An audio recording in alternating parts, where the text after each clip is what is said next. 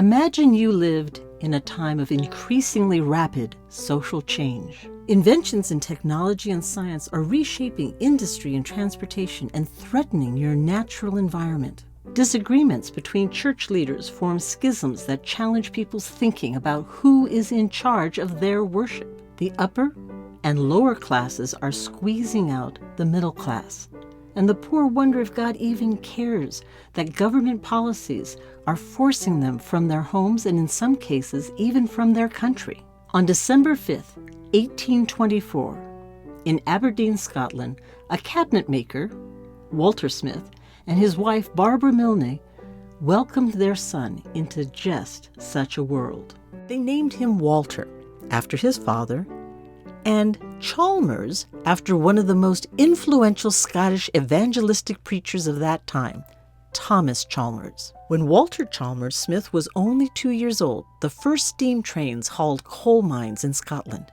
By the time he was 11, the first passenger railway began operation in Great Britain. Young Smith would go to grammar school in Aberdeen, then enter Marischal College at the age of 13, getting his M.A. in 1841 at the age of 17. By then, Queen Victoria had taken the throne, and Smith's world would be shaped by what we now call the Victorian era. W.C. Smith began studying to be a lawyer, but his namesake, the Reverend Thomas Chalmers, changed young Smith's mind, and to understand why Walter Smith chose to pivot from law to ministry, we need a historical note.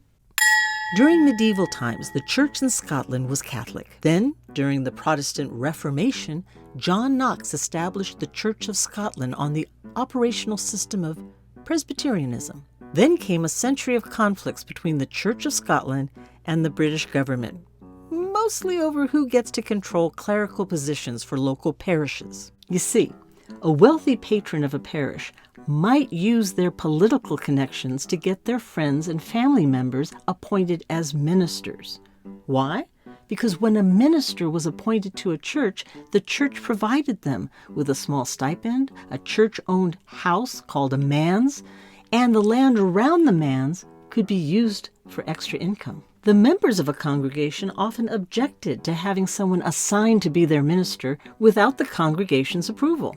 For decades, there were legal battles, and the Church of Scotland had all these arguments between their leadership. At St. Andrew's Church, Edinburgh, on May 18, 1843, 121 ministers and 73 elders walked out of a Church of Scotland meeting and walked down the hill to Tanfield Hall. There, they held the first meeting of the Free Church of Scotland. Thomas Chalmers was appointed the first moderator. May 23rd, they signed the Act of Separation.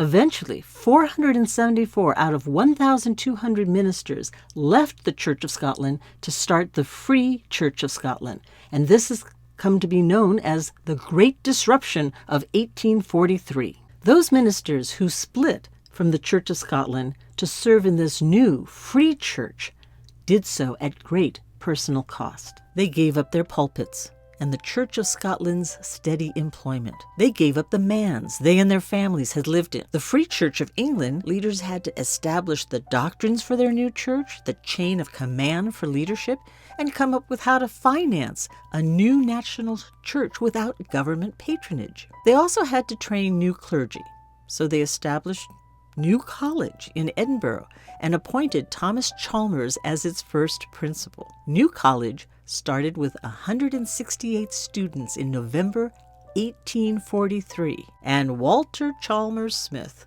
was one of those students. The new Free Church denomination quickly set to work building churches, manses, schools, and seminaries. By the end of their first year, 470 churches had been built. Walter Chalmers Smith graduated in 1850 from the New College, Edinburgh, and was ordained as a minister in the Free Church of Scotland, starting his career with a small church in London. From 1853 to 1857, Smith was appointed to the Scottish village of Milnathort. Times were hard for this new free church and the poor of Scotland. The potato blight of the 1840s and 50s fueled the British Empire's desire to clear people out of the highlands so their land could be used by the government. By the end of the century, some 70,000 Scottish citizens migrated to North America, South America, and Australasia. Walter Chalmers Smith married Agnes Monteith in 1853, and they were married for 33 years until she passed. In 1862, Smith took over the Free Tron Church in Glasgow. Smith became the pastor of Free High Church of Edinburgh in 1876 and served there for almost 20 years. The Victorian era Smith lived and preached in saw a great deal of social change and societal illness. Imperialism of the British Empire sent Scotsmen to war in the Crimea, India, and South Africa. Home and foreign missions were of great importance to the Free Church of Scotland. Ministers like Smith saw to soldiers' spiritual needs in whatever shape they returned, or campaigned for assistance for their families if soldiers did not come back at all. In 1893, Walter Chalmers Smith was elected moderator of the Free Church of Scotland's General Assembly, and for a year he presided over the annual week-long General Assembly meeting in Edinburgh, led discussions on church business and policies, and represented the Free Church of Scotland at national and international events. Those are just the historical highlights of the life of Walter Chalmers Smith. But what kept Smith serving in a less privileged denomination, ministering to disadvantaged people in a proud culture that felt oppressed and misused by the British Empire? What kept him going for 84 years? Throughout his life, Walter Chalmers Smith wrote novels, religious works, and numerous poems.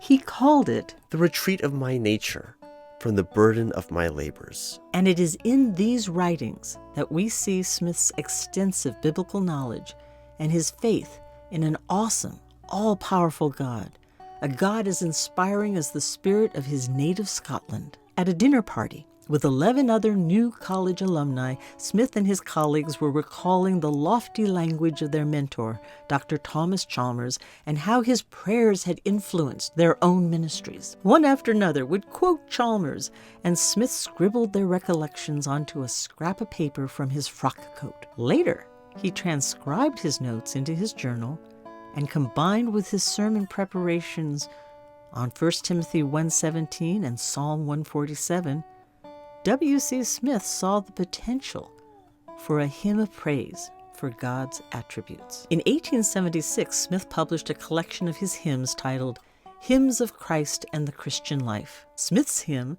Immortal, Invisible, God Only Wise, had 6 stanzas in that collection. Smith reworked them for years and presented a revised version for W. Garrett Horder's Congregational Hymns 1884. Further revisions were made by the Psalter Hymnal Revision Committee. In 1906, Smith's words for Immortal, Invisible, God Only Wise were matched with a Welsh folk song, which would subsequently be called St. Denio in over 246 hymnals. Walter Chalmers Smith died in September 1908. He's buried in the family plot of Reverend James Monteith, his father-in-law, in Warriston Cemetery, Edinburgh. Smith's contemporaries would remember him as a leader in the Free Church of Scotland and a loyal pastor to his Scottish flock. But the Almighty God Smith served would preserve Smith's writings and elevate his hymn, Immortal, Invisible, God Only Wise, to be sung around the world a century and a half after his passing. Almost 2 centuries later, there are both dramatic differences and compelling similarities between the world Walter Chalmers Smith knew and our world today. If you're curious how this hymn reminds us that there's still a God who is large and in charge of the craziness of our world, check out the Songs in the Night video on the meaning of Immortal, Invisible, God Only Wise, linked below.